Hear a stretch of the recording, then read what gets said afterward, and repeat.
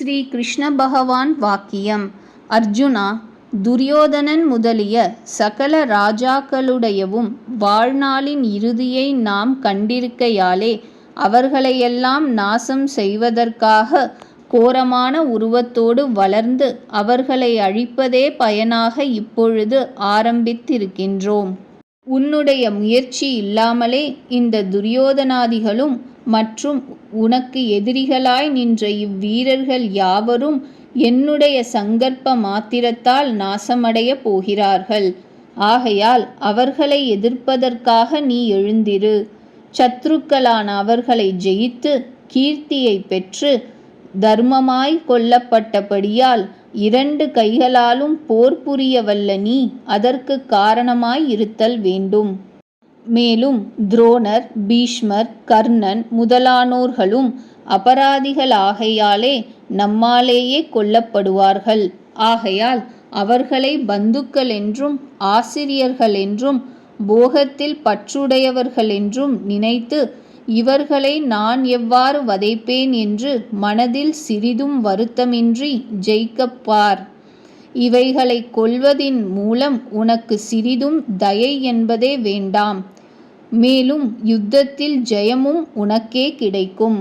உட்கருத்து: துரோணர், பீஷ்மர், ஜெயத்ரதன், கர்ணன் இவர்களின் பெயரை இங்கு கூறுவதற்கு காரணம் யாதெனில், துரோணாச்சாரியர் க்ஷத்ரிய குல காலனாகியும் தனுர்வேதத்தில் மகா அதிகாரியுமான பரசுராமரிடத்தில் வில்வித்தை பயின்ற தனுர்வேத நிபுணரும் தனக்கு குருவாயும் இருப்பது கொண்டு இவர் விஷயத்திலும் பீஷ்மாச்சாரியார் தனுர்வேத புஞ்சமும் தாம் சாக வேண்டி தாமே யுத்தேசித்து உயிர் விட்டாலன்றி மற்றெவ்விதத்தானும் சாகா வரம் பெற்றிருப்பவர் ஆதலானும் தனக்கு பாட்டனாவது கொண்டு இவர் விஷயத்திலும் ஜெயத்ரதன் தனது சிரசை அறுத்து பூமியில் தள்ளப்பட்டவனது தலை 1000 சுக்கலாக வெடிக்கும்படியாக தனது பிதாவினால் வரம் பெற்றிருப்பவன் ஆதலால் அவனது சிரத்தை அறுத்து பூமியில் விழ ஒட்டாமல் அதை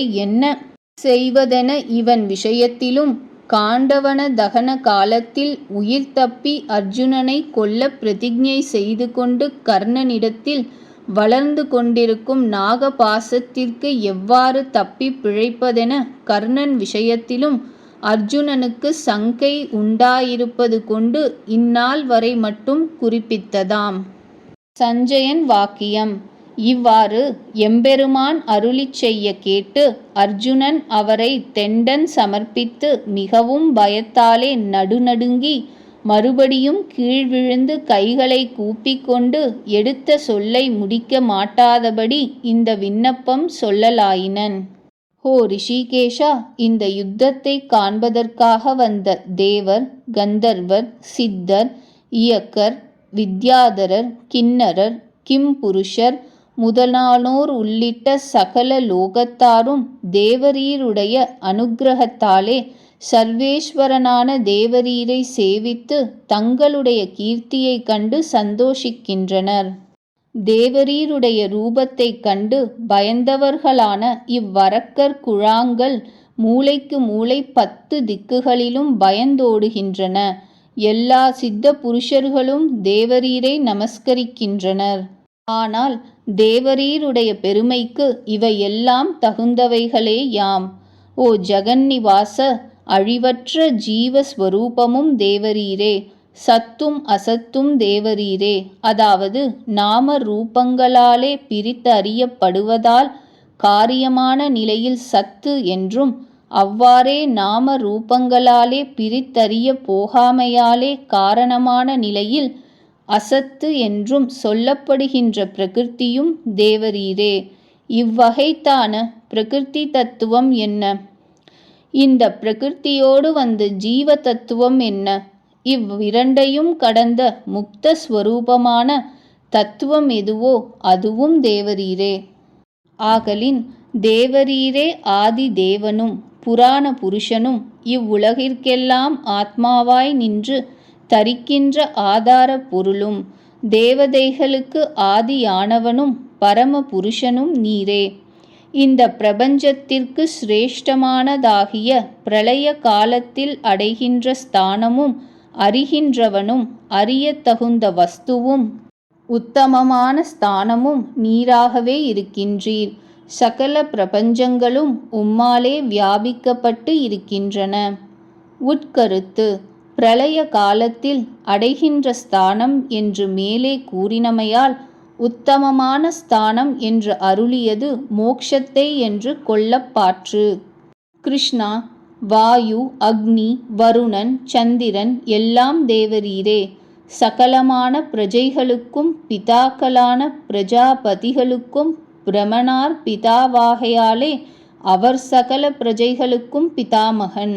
அத்தகைய அவருக்கும் தேவரீர் பிதாவாகையாலே எல்லாருக்கும் தேவரீர் பிரபிதாமகன். அப்படிப்பட்ட தேவரீருக்கு நமஸ்காரம். ஓ அமிதமான சாமர்த்தியமுடையவரே, உன் முன் பக்கத்திலும் பின் பக்கத்திலும் உம்மின் பொருட்டு நமஸ்காரம். அவ்வாறே சகலமான திக்குகளிலும் உம்மின் பொருட்டு நமஸ்காரமாக கடவது. ஓ சர்வாத்மாவே, அளவிடத் தகாத பராக்கிரமத்தை உடைய நீர் சகலத்தையும் வியாபித்திருக்கின்றீர். அதனாலே சர்வஸ்வரூபராயிருக்கின்றீர். மேலும் இந்த விஸ்வரூபமாகிய மான்மிய வைபவத்தை அறியாதவனாக என்றால் சகல பிராணிகளுக்கும் ஆத்மாவாயிருப்பவரும் இன்னும் இப்படி பலவிதமாகவும் இருக்கின்ற தேவரீருடைய மகிமையை தெரியாமல் அடியேன் அஞ்ஞானத்தாலும் அதிக பரிச்சயத்தாலும் தேவரீரை தோழன் என்று நினைத்து அடா கிருஷ்ணா, அடா தோழா, அடா யாதவா என்று சிறிதும் வினயமில்லாமல் அழைத்து வந்தேன். இவ்விஷயத்தில் அடியேனை க்ஷமிக்க வேண்டும். என்னையனே, சர்வ விதத்திலும் சத்கரிக்க வேண்டிய தேவரீரை இவ்வாறு இழிவாக பேசினேன். இன்னும் படுக்கும் பொழுதும் கூடியிருக்கும் பொழுதும் சஞ்சரிக்கும் பொழுதும் போஜனம் செய்யும் பொழுதும் அடியேன் செய்த பிழைகளுக்கு கணக்கில்லை. ஆகையால் அவைகளையெல்லாம் கிருபையாய் பொறுத்தருள வேண்டும். ஆகையால் என்னை க்ஷமிக்கும்படியாக பிரார்த்திக்கின்றேன்.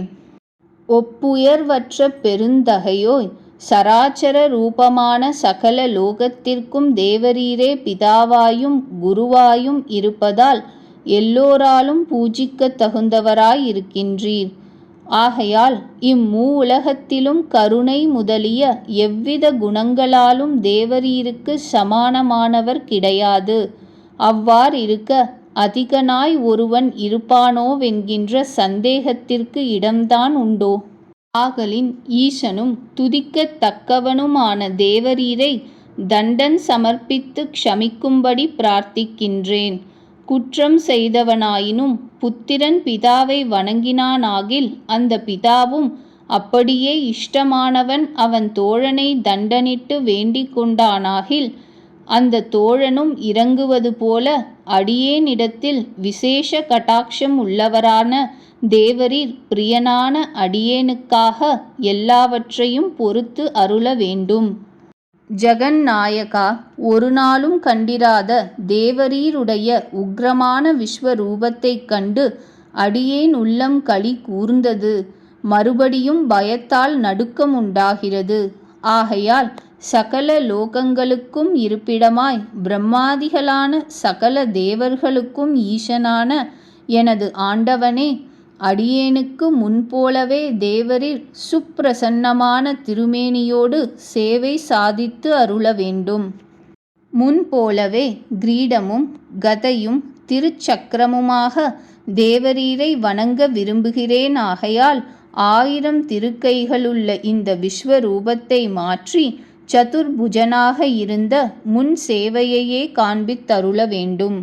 ஸ்ரீ கிருஷ்ண பகவான் வாக்கியம்.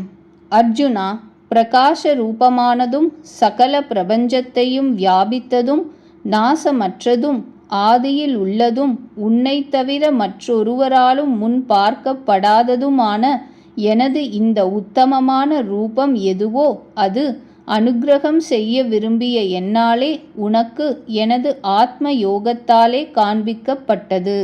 உட்குறிப்பு: ஆத்ம யோகத்தாலே என்றமையால் ஸ்ரீ சங்கரர் எனது ஈஸ்வர சம்பந்தமான சாமர்த்தியத்தாலே என்றும், ஸ்ரீ ராகவேந்திரர் ஸ்வரூப சாமர்த்தியத்தாலே என்றும், ஸ்ரீ ராமானுஜர் எனது சத்திய சங்கல்பத்தாலே என்றும் கூறியுள்ளார். குருகுல சிரேஷ்டா, மனுஷ்ய லோகத்தில் உன்னைத் தவிர மற்றவராலே இந்த விஸ்வரூபத்தை உடையோனாகிய நான் வேதங்கள், கல்ப சூத்திரங்கள் முதலிய யக்ஞ சாஸ்திரங்களை அபியாசம் செய்தவர்களாலும் பார்க்க சாத்தியமானவன் அல்லேன். யக்ஞங்களாலும் சாத்தியமானவன் அல்லேன். கிரூரமான தவங்களாலும் சாத்தியமானவன் அல்லேன். அர்ஜுனா, இத்தகைய பயங்கரமான எனது இவ்விஸ்வரூபத்தை தரிசித்ததால் உனக்கு பயம் வேண்டுவதில்லை. நீ பயம் நீங்கினவனாய், மனதில் ஆனந்தமுடையவனாய் எனது பூர்வ ரூபத்தை தானே முன்போல் சந்தோஷமாகக் காணக்கடவை. சஞ்சயன் வாக்கியம். திருதராஷ்டிர மகாராஜனே, வாசுதேவரானவர் அர்ஜுனனை நோக்கி இவ்விதம் கூறி தமது சொந்த ரூபத்தை மீண்டும் காண்பித்தார்.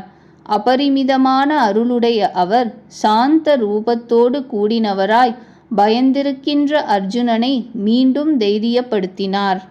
அர்ஜுனன் வாக்கியம். ஓ ஜனார்தனா, அளவில்லாத அதிசயம் பொருந்திய லாவண்யம், சௌந்தர்யம், சௌகுமாரியம் முதலானவைகளோடு கூடியதாய், தேவரீருக்கே உரியதாய், மிகவும் சௌமியமாய் உள்ள மனுஷ்யகாரமான இத்திருமேனியை சேவித்த பின்புதான் அடியேனுக்கு பிராணனும் நிலைத்து பிரக்ஞையும் வந்தது. ஸ்ரீ கிருஷ்ண பகவான் வாக்கியம். இவ்வார்த்தையை கேட்ட பகவான் அர்ஜுனனை நோக்கி, இப்பொழுது உனக்கு காட்டிய இந்த ரூபத்தை, யாவரும் ஆளும்படியான ரூபத்தை காண்பதற்கு ஒருவராலும் முடியாது. இதை தரிசிக்க வேண்டுமென்று தேவர்களெல்லாம் அளவிலாத காலமாய் எதிர்பார்த்திருக்கின்றார்களே, அல்லது ஒருவராவது சேவித்ததில்லை. அது யாதெனில், என்னிடத்தில் பக்தியில்லாத கேவலங்களாயிருக்கிற பிறருக்கு அத்யயனம் செய்வித்தல், அர்த்தம் உபதேசித்தல், தான் அத்யயனம் செய்தல், அர்த்தத்தை தெரிந்து கொள்ளுதல், ஜபம் முதலியவைகள் செய்தல், இவற்றாலும் வேதங்களினாலும் யாகம், தானம், ஹோமம், தபஸ் இவற்றாலும் உள்ளபடியே இருக்கின்ற நான் அறியத்தக்கவன் அல்லன்.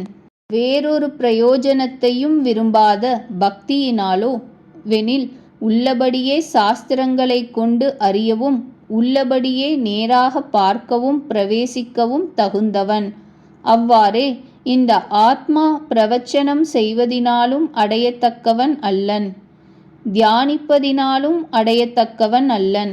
அநேக விதமாக கேட்பதினாலும் அடையத்தக்கவன் அல்லன். எவன் எவனை வரிக்கின்றானோ அவனால் அடையத்தக்கவன். அவனுக்கு இந்த ஆத்மா தன்னுடைய ரூபத்தை விசதமாக காட்டுகிறான் என்ற அர்த்தமுள்ள ஸ்ருதி வாக்கியத்திலும் சொல்லப்பட்டது. ஆகையால் அர்ஜுனா, என் பொருட்டு கர்மங்களை செய்கிறவனும், என்னையே பரம புருஷார்த்தம் என்று நம்பி இருக்கின்றவனும், என்னிடத்திலே உறுதியான பக்தியை உடையவனும், சகல விஷயாபிமானங்களையும் விட்டவனும், சகல பிராணிகளினிடத்திலும் துவேஷம் அற்றவனும் எவனோ அவன் என்னை அடைகிறான். அதாவது வேதம் ஓதுதல் முதலான சகல கர்மங்களும் நம்முடைய ஆராதன ரூபமென்று செய்பவனும், எத்தொழிலை செய்தாலும் எல்லாம் கிருஷ்ணனுக்கே என்று செய்பவனும், நம்மிடத்தில் மிகுந்த பக்தியாலே நம்மை பாடியும் சிந்தித்தும் அர்ச்சித்தும் பணிந்தும் பொழுது போக்குபவனும், இன்னும் இப்படி நம் விஷயமாகவே காலத்தை கழிக்காவிடில் தரிக்க மாட்டாமல் இருப்பவனும், நம்மையே பற்றி இருத்தலால் மற்றவைகளில் பொருந்தாதவனும், ஒரு பிராணியையும் பகைக்காதவனும், அதாவது நம்மை பிரிந்தால் துயரமும் நம்மை கூடினால் கொண்டாட்டமுமாய் இருப்பவன் ஆகையால், தனக்கு ஏதேனும் துயரம் நேரிட்டால் அது தான் செய்த பிழையின் பயன் என்று நினைப்பதாலும், சகல பூதங்களும் பகவானாகிய நமக்கு ஆட்பட்டனவென்று நினைப்பதனாலும், ஒரு பூதத்தையும் பகைப்பதற்கு காரணம் இல்லாமையாலே